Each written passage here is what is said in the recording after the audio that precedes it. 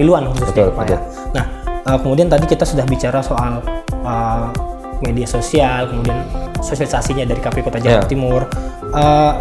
Namun kalau misalkan secara khusus nih, apa saja sih Pak program KPU Kota Jakarta Timur terkait dengan digitalisasi pelaksanaan pemilu di wilayah Kota Jakarta Timur, seperti membuat aplikasi untuk layanan, kemudian pengaduan dan informasi pemilih atau hal lainnya gitu Pak? Satu, kita membuat aplikasi Kaliber 20. Bismillahirrahmanirrahim. Assalamualaikum warahmatullahi wabarakatuh. Salam sejahtera bagi kita semuanya. Salam awas. Sahabat Bawaslu dimanapun berada, kembali lagi pada program Bonsai, obrolan santai Bawaslu Kota Jakarta Timur, yang pada kesempatan kali ini hadir dengan tema persiapan KPU Kota Jakarta Timur dalam menghadapi tahapan pemilu serentak tahun 2024. Sahabat Bawaslu dimanapun berada, seperti yang kita ketahui, tahapan pemilu serentak tahun 2024 sudah di depan mata, di mana pelaksanaan pemilu serentak tahun 2019 evaluasinya menjadi tantangan bagi penyelenggara pemilu untuk melaksanakan tahapan pemilu tahun 2024 yang lebih baik lagi. Nah, bagaimanakah peran penyelenggara pemilu khususnya KPU dalam melaksanakan tahapan tersebut? Kali ini kita sudah bersama dengan Komisioner KPU Kota Jakarta Timur termuda yang juga merupakan Ketua KPU Kota Jakarta Timur, Bapak Wage Wardana. Selamat pagi Pak Wage. Pagi. Bagaimana kabarnya Pak? Baik. Alhamdulillah baik Pak juga, ya. Kan? Baik juga alhamdulillah Pak. Pak Wage ini dijumpai di beberapa pertemuan atau forum ini selalu terlihat bugar nih Pak, sepertinya Pak. Nah, apa saja sih yang Bapak lakukan untuk menjaga imun dan kesehatan tubuh selama pandemi COVID-19 ala Pak Wage ini Pak? Tapi sebelum ke sana saya akan coba bahas dulu ya. Boleh yang Pak, silakan. Termuda itu waktu saya 2013 zaman dulu. Jadi kalau sekarang sudah tetap muda sih, tapi nggak termuda lagi lah kira gitu. Tapi waktu 2013 saya waktu itu usia 30 tahun, usia minimal jadi masuk sebagai penyelenggara pemilu. Jadi waktu itu bisa dimasuk kategori termuda 2013. Tapi tetap itu menjadi rahasia sejarah kita lah maksudnya. Kalau sekarang sih kalau bugar sederhana lah ya, cukup istirahat, cukup asupan, dan juga perbanyak berpikir positif. Karena tidak jarang kita berpikir negatif ya, tapi perbanyak saja yang positif. Nah itu yang membuat kita semakin cerah dan semakin semakin enak dilihat di depan publik lah. Dan itu ngaruh kepada kesan muda ya, tua lah. Dari situ mungkin lah salah satunya itu. Iya betul. Karena gitu dengan berpikir positif, imun kita pun juga naik ya Pak ya, itu dalam menjaga kesehatan gitu Pak. Itu salah satu poinnya. Satu poinnya Pak ya. Baik Pak, Pak Wage ini kan sebagai Ketua KPU nih Pak. Visi misi Pak Wage sebagai dalam memimpin KPU Kota Jakarta Timur di periode ini tuh sebenarnya bagaimana, dan apa saja yang sudah terwujud dalam periodenya Pak Wage sebagai Ketua KPU Pak? Kalau visi dan misi kita itu sebenarnya kita itu lembaga yang sangat terintegrasi, dan bahkan kita lembaga yang ikut implementator dari KPRI. Jadi visi dan misi kita pun tidak terlepas dari visi misi KPRI. Saya sebutin aja, visi misi KPRI itu adalah, jadi itu sama ke kita juga, menjadi penyelenggara pemilu yang mandiri, profesional, dan berintegritas untuk menyelenggarakan pemilihan umum yang luber dan jurdil. Dan itu berlaku buat semuanya sampai tingkat terbawah gitu. Dan karena kita itu satu komando, hierarkis, maka kita tidak bisa berdiri sendiri. Karena sifat KPU RI itu adalah regulator, sifat KPU provinsi itu koordinator, dan dan sifat atau ciri dari KPU kota ini adalah implementator. Gitu. Jadi itu sangat udah terbranding. Jadi kita tidak bisa menyelenggarakan sesuatu yang melebihi kapasitas kita, gitu. Jadi kita ikut sama tegak lurus sama KPRI. Betul. Gitu. Jadi tidak hanya hierarkis ke atas, hierarkis ke bawahnya pun juga mengikuti dari visi dan misi dari KPU Kota Jakarta Timur ya Pak ya. Benar. Oke. Pemilu yang terakhir kita laksanakan ini kan pemilu tahun 2019 ya Pak ya. Kira-kira dalam evaluasinya apa saja sih Pak tantangan melaksanakan pemilu tahun 2019, dan untuk persiapan pemilu tahun 2024-nya itu bagaimana Pak di KPU Kota Jakarta Timur? Kata kunci 2019 itu adalah serentak ya kan, pemilu serentak pertama di Indonesia.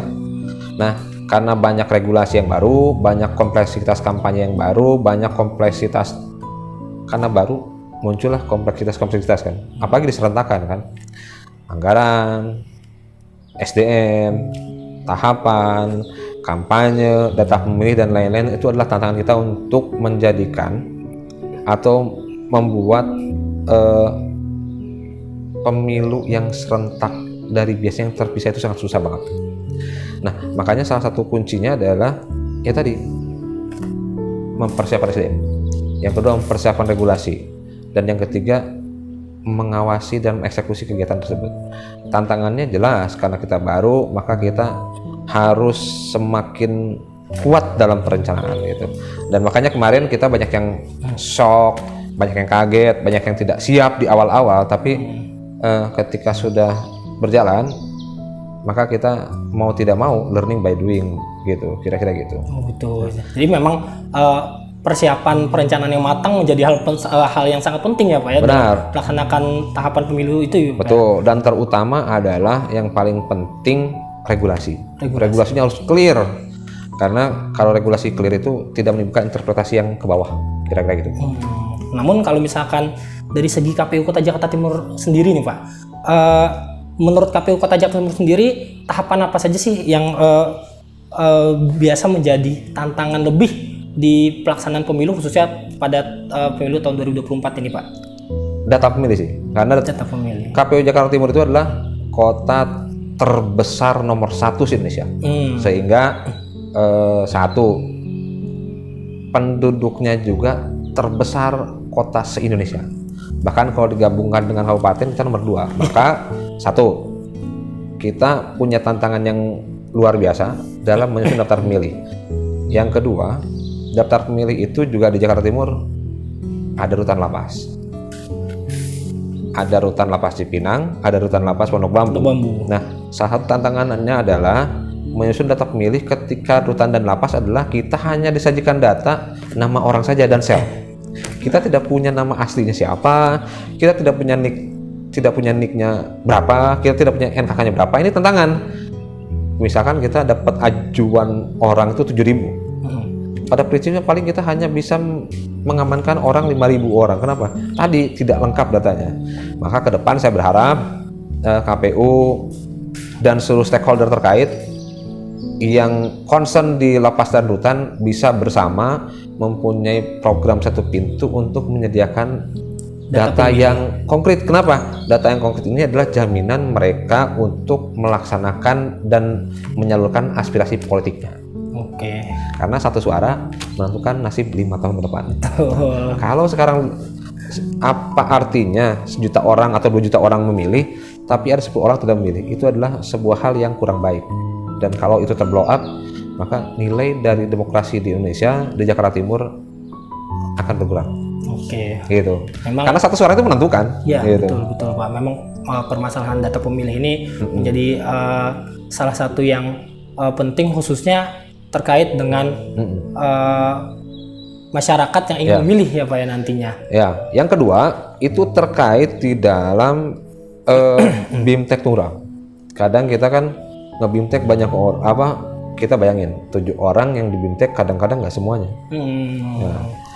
Nah, ya di BIMTEK saja kadang masih ada potensi orang tidak konsen. Akhirnya apa?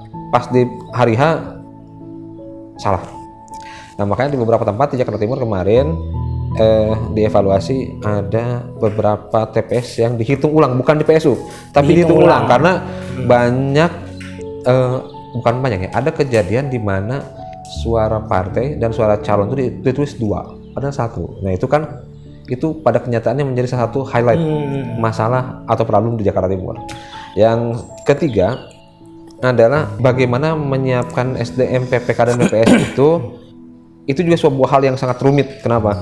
Ada batasan 2 periode, terus ada di beberapa tempat di lingkungan elit juga tidak tersedia cukup banyak SDM-nya. Itu menjadi problem, sehingga kemarin salah satu problem SDM juga mengemuka di Jakarta Timur.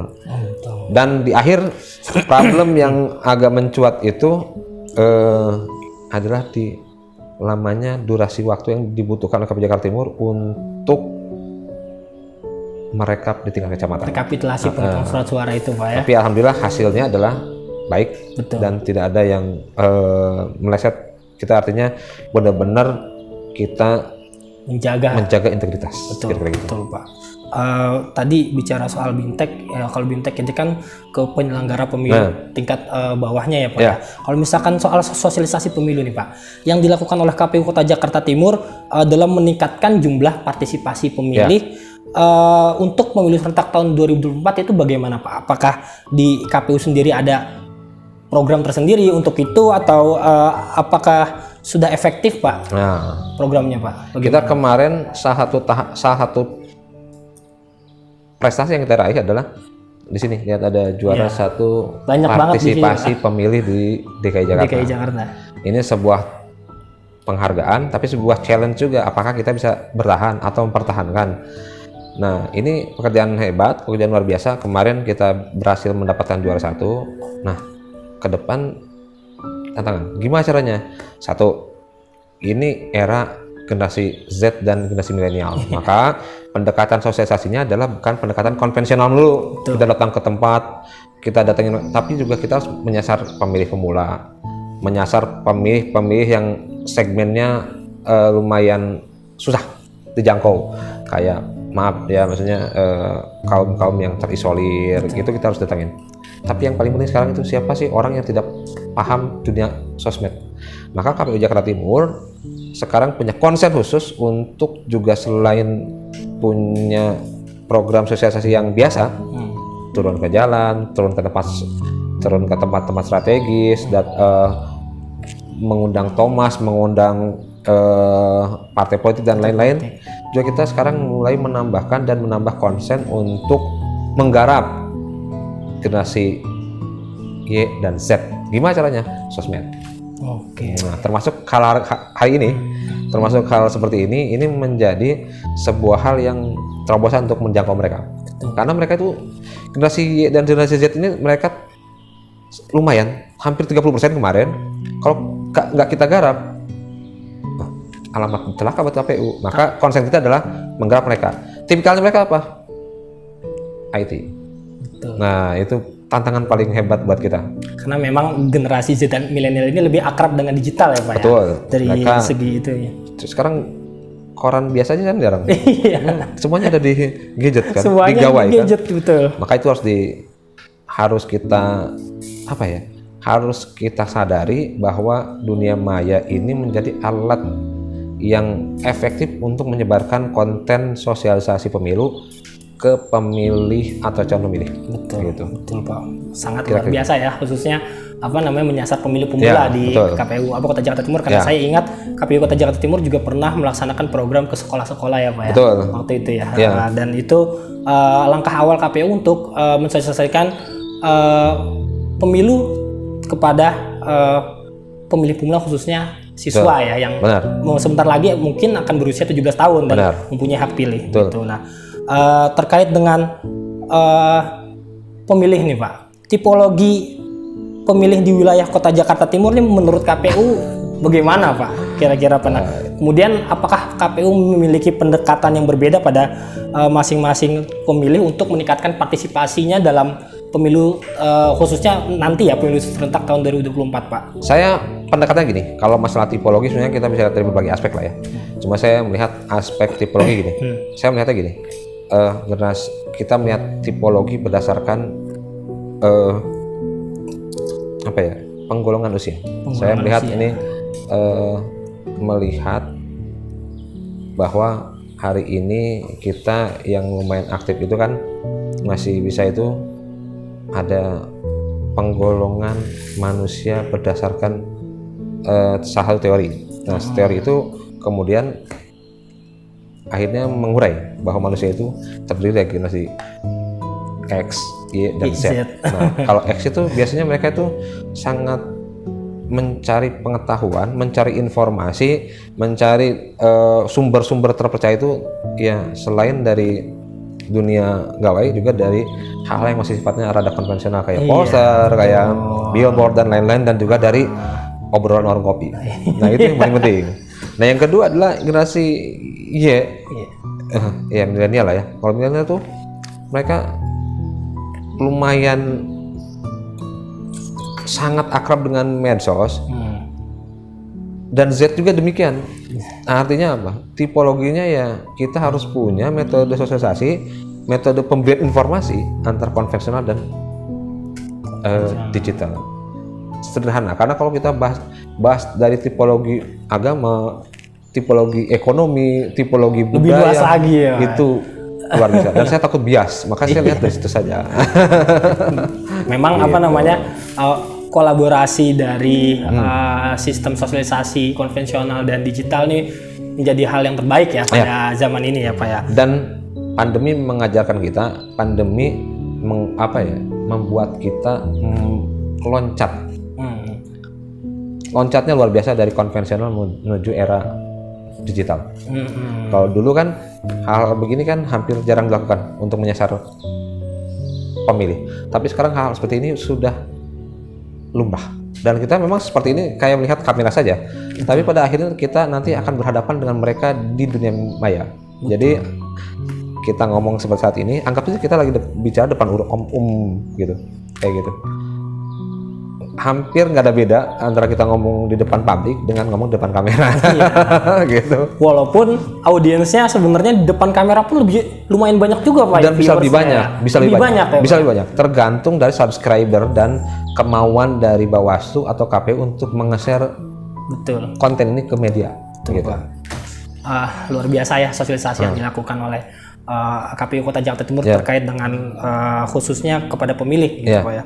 Nah, kita bicara soal pemilu tahun 2024 nih Pak. Kan draft rancangan jadwal pemilu kan kemarin sudah beredar Pak ya, tahun 2024. Nah, kira-kira dari KPU Kota Jakarta Timur sendiri, adakah masukan Pak yang diberikan pada rancangan jadwal tersebut Pak? Nah, jika ada mungkin bisa disampaikan poin-poinnya Pak. Sudah. Kita itu dalam beberapa koordinasi internal KPU Kota, internasi provinsi, maksudnya pendalaman juga terkait evaluasi dan dim dari pemilu 2019 sudah memberi masukan ke KPU RI.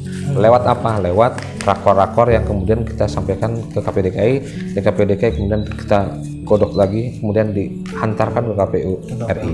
Ya, termasuk salah satunya adalah bagaimana kita itu memasifkan sosialisasi DPB misalkan, kayak tadi memasifkan sosialisasi ke Gen Z, Gen Y, terus lainnya adalah seperti tadi masukan kita supaya orang yang di lapas itu juga ketika masuk lapas itu ada semacam sistem informasi ketika orang masuk itu terekam data NIK NKK-nya, sehingga kita ketika mau mengambil data mereka sudah ada. Kalau sama ini nggak ada. Maka ini masukan yang menurut saya ini masukan yang didapat dari bawah ke atas. Itu salah tiganya lah. Salah tiganya gitu. Baik Pak.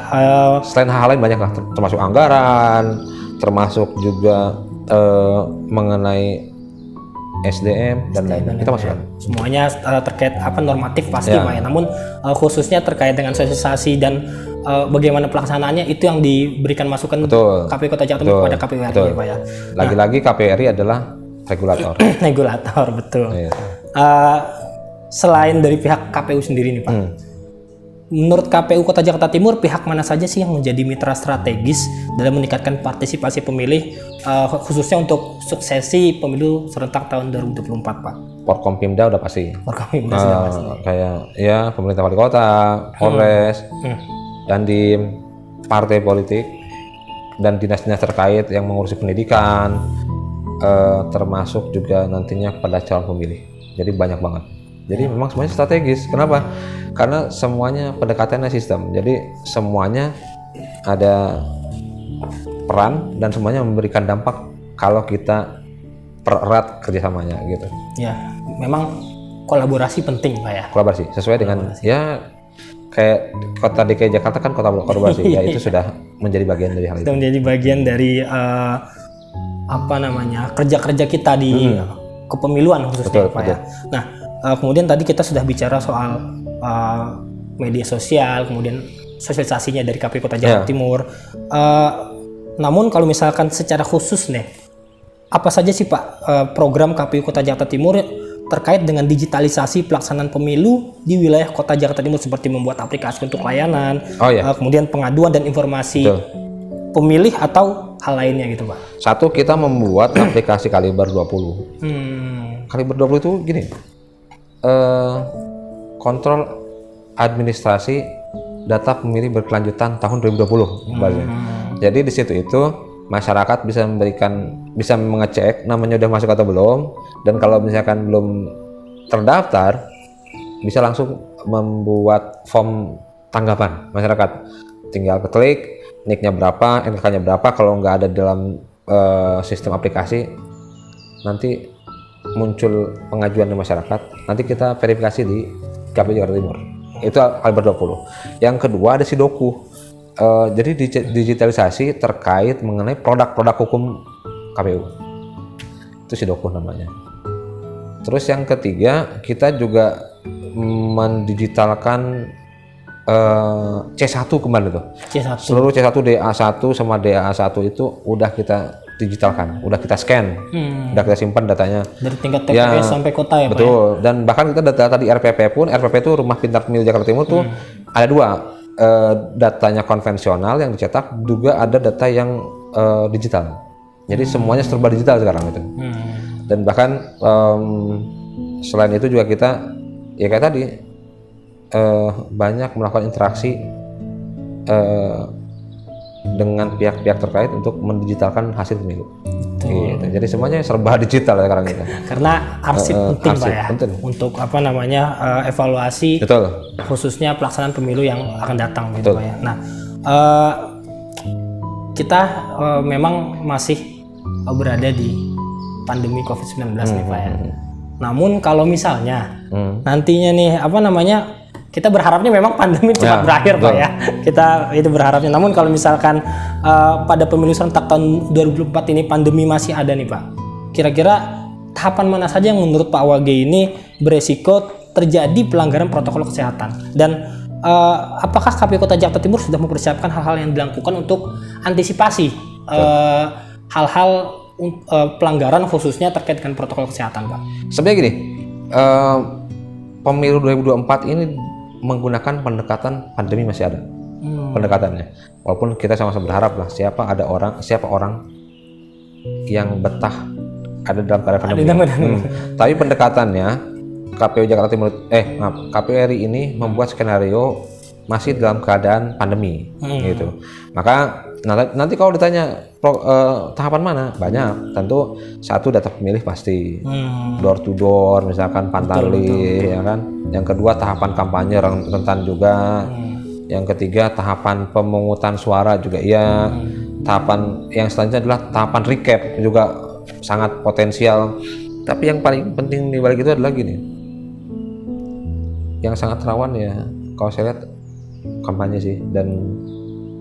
kampanye dan hari pemungutan suara mungkin. Betul, karena melibatkan banyak orang. Karena euforia hari H itu pasti kan pengen orang semua berbondong-bondong kan. Nah, makanya salah satunya adalah tetap ada pembatasan di TPS itu tetap ada pembatasan. Khususnya dan soal protokol kita kesehatan. tetap KPRI menggunakan skenario pandemi, termasuk pengadaan APK dan juga termasuk jaga jarak dan lain-lain tetap dilaksanakan. Gitu. Oke, baik Pak.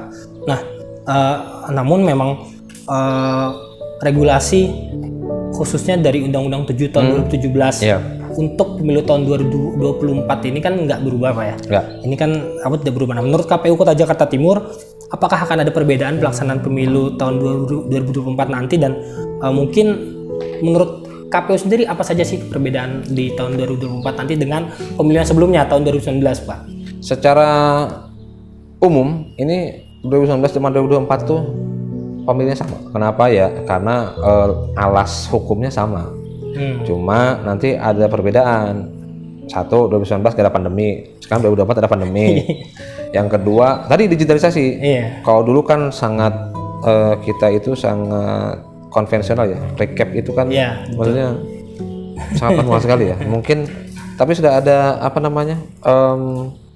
sudah ada, kita udah mau ada namanya Sirekap. Sirekap itu artinya ya tadi mengurangi kerjaan konvensional yang didorong dengan sistem informasi kan, sehingga itu kemudian akan memudahkan kita ketika mereka datang nanti begitu. Tapi data dari TPS kita foto, kita share ke pusat tabulasi data, sehingga nanti terbantu data digital akan muncul juga di sistem kita, walaupun data yang manual, yang original tetap dilaksanakan, tapi itu membantu.